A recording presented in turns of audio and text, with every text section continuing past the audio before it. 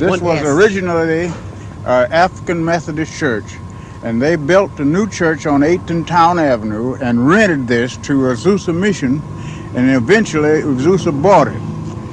Now you were, wasn't it true that both of you received tremendous healings here at this spot? Yes, I received healing. I was deaf, and God healed me, and now I can hear. How many years ago? Oh, that's been around 70 years ago now. Somebody said healings don't last. Oh, they do.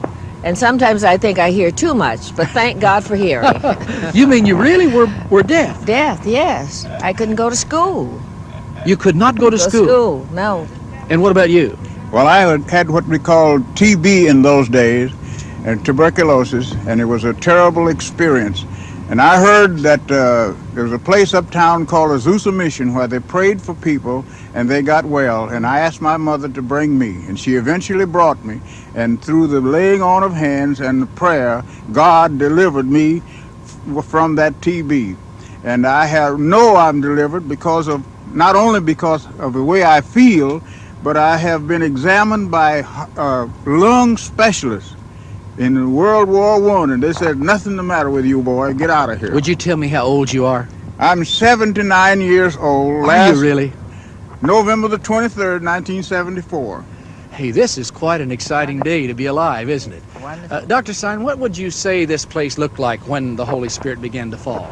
Well, I think these two could tell a lot more than I could because they were here. Well, you researched it, so I thought you might Well, it was just a 2-block street. Azusa Street is a very short street near the City Hall.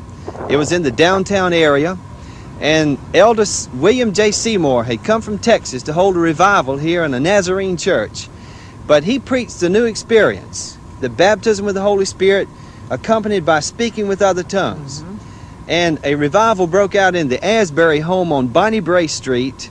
People received this experience and crowds filled the streets. And then they came to find a church building, and they found this old abandoned Methodist church building that had been used as a warehouse, a storage place, and I think a stable at one time too. And they found it was empty. It had no stained glass windows, no pews. They just had rough hewn benches. But here a worldwide revival began, and people came from all over the world to this spot to find out what they had. Could you tell us what the main experience was that attracted the people, Maddie? Well, I think first it was because they came and they began to speak in tongues, and people heard them speak in their own language. The Japanese, Chinese, and all the different nationalities, they heard them speak, and the gospel was preached to them. You mean they had not learned these languages? Oh, no, they had not learned, because the Spirit of God filled them, and they really knew what the people were talking about, and they too were saved. Now, you saw this and heard this with your own ears. I certainly did.